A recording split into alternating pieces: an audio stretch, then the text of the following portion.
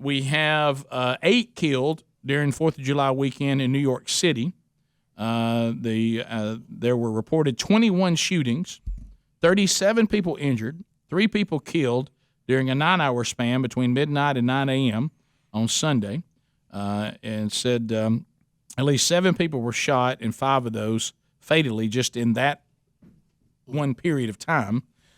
So that's what it looks like when you don't have police in New York City. That's going on. And so we want to add that. And then you got the Chicago one where 60-something were shot in Chicago, I think. That's a lot of people. That's a lot of folks. 13 killed in Chicago. A lot of bullets. Including a 7-year-old and a 14-year-old, sadly. And back to your Atlanta, I 67 shot. believe there were a dozen shot in Atlanta, including the 8-year-old girl that was murdered. And in Birmingham, an 8-year-old boy was killed by gunfire inside the mall, the Galleria Mall. Yep, that's going on. And so probably, to Bubba's point and to my point, I agree with him, probably removing law enforcement from our society, probably not the way to go. Holding them accountable, surely, and trying to make some change. But eradicating it or defunding it or abolishing it, probably not. No, the way to go. That's not the problem. Yeah, that's not the problem. So, and you know, the problem is the human spirit, and that's not going to be solved by doing away with people who are trying to give you some kind of law and order, even though there are some that need to be removed from that.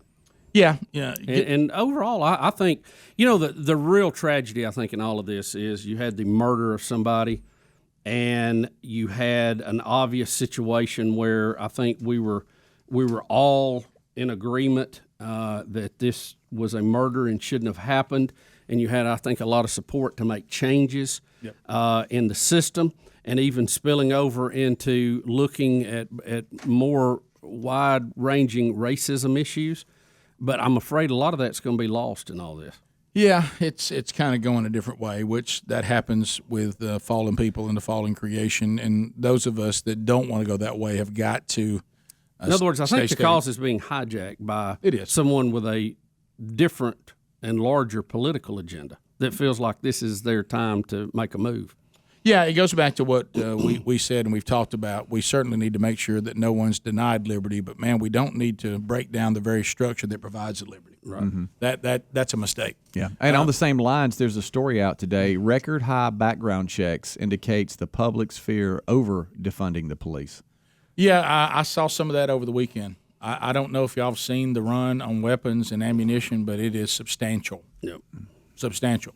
And see, that's what happens when citizens think they're going to be left to themselves to defend their family and their property and their house, and this is not the way to go. It's not.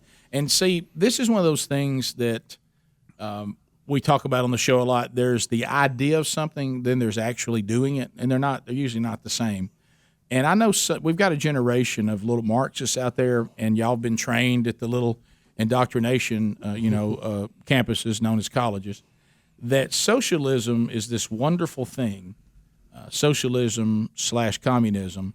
This is the answer to all the ill will. This will equalize everybody and equal mediocrity. But what's so sad about it, you're liking the idea of something that you've never actually lived. Living socialism and living communism is much different than being in a constitutional republic where you look down on the problems that we have, and we certainly have them, and think that the fix is to do away with the structure that has afforded people the capabilities that have been unprecedented, and that's people of all ethnicities. Well, Rick, let's just say that I have a room and I want to paint it a different color. Okay, I'm unhappy with the color it is, and I decide I want to paint it blue. Mm-hmm. Okay, and I've been told blue is the way to go. Right. All that. Don't you think you would probably go and look at a room that was blue and go, yeah, this is what I want? Mm-hmm. Right. Well, when it comes to these things, we really can't find that socialist communist state that is something we want to turn into, right? Yeah. Do you know? I mean, it's kind of a pie in the sky thing out there that everybody thinks is wonderful and would be better than what we've got, but we can't find one that we could copy that actually works. Do you know who has the most money in Venezuela?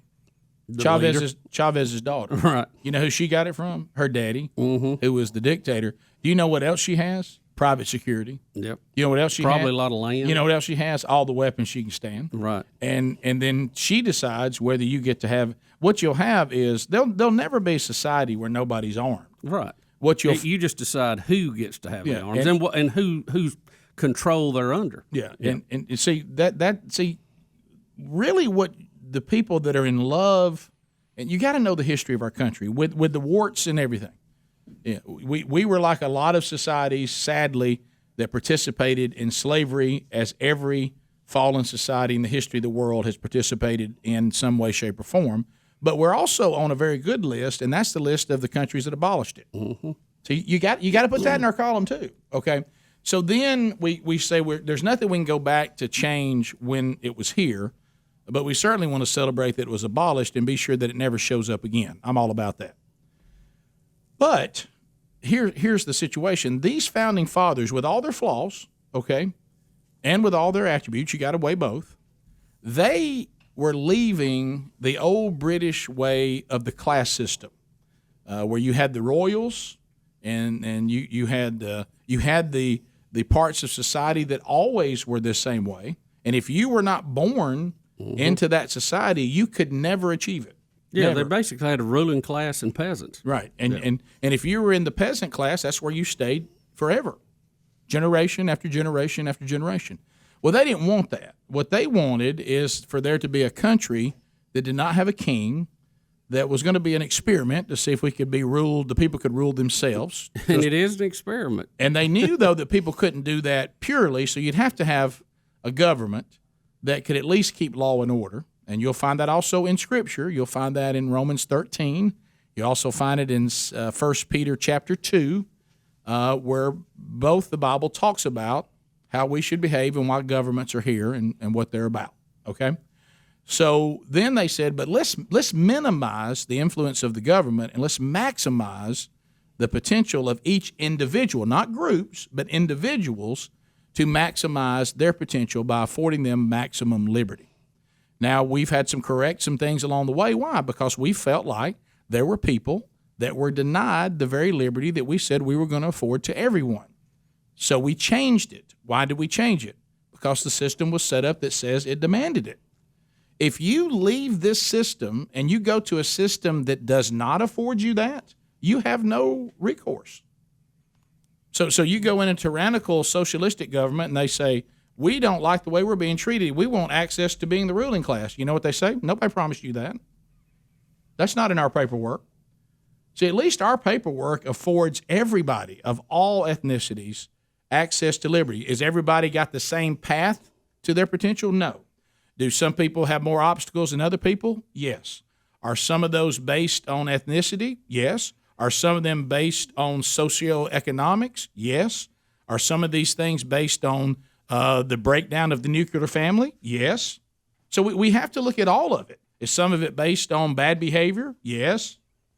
And you know, all these things don't have a skin color. And really, if you really get deep biblically, there's only one race of people. Yeah, that's right. Human race. There's only one.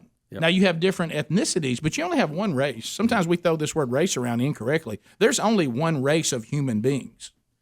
Mm-hmm. And if that wasn't the case, you couldn't take the different ethnicities and produce children from it. All right. So it's or share blood. Right. So it's one race of people, different ethnicities, but only one race. And so is the playing field level for everybody based on where they come from or where they've been or who their family is? No, it's not. But is the ability to get there afforded to everyone? Should be. And if it's not, that needs to be corrected. But that's all we need. That's what we need to concentrate on. Well, Rick, if not, there shouldn't have been people who got to the top, and there have of all that's come from all kind of places, angles, and various colors and creeds. You know. Well, that's why you got to be careful, and because you would think right now there are no African Americans that have a different point of view. Yes, there are. I've heard them. I've sat and I've listened to African Americans debate on different ideology. There's white people that have different ideology. There's Asian people that have different ideology. This putting everybody in groups and saying if you're in this group, this is the way you behave or you're not part of that group, that's asinine. There's And different. by definition, racist. Right. There's different ideologies out there. There's different spiritual convictions. There's different views on everything, and we're right now allowed to express those, but you shouldn't stop anyone from expressing their view, even if they disagree with you. We'll be back. Rick and Bubba, Rick and Bubba.